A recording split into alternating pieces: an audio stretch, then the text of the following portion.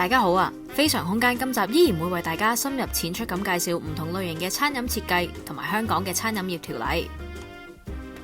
係啦，如果大家有留意日本當代建築師隈研吾，都應該知道有新聞報道關於佢所設計嘅大型木建築建構發生發霉事件，令人反思大師做嘅嘢未必係啱晒嘅。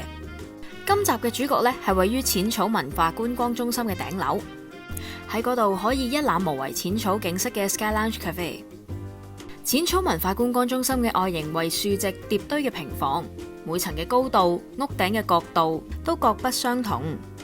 每層均裝有不現人造杉木板製成嘅外遮陽百葉。中心結合咗日本傳統建築嘅木文化同現代建築體積感。呢種嘅建築承傳咗淺草地區嘅傳統風格，有江戶時代嘅美感。淺草文化觀光中心為鋼筋混凝土結構，但係同時間使用咗大量嘅木材同埋玻璃，通風良好，視野開闊，充分咁利用自然光。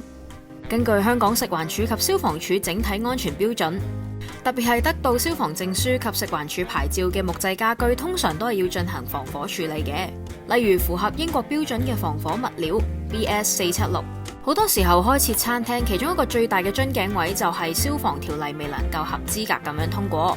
所以大家喺開鋪之前呢，記得要經過正常途徑聯繫消防顧問。喺租鋪簽約之前，記得做一個出牌嘅可行性報告，咁樣就可以確保出牌順順利利啦。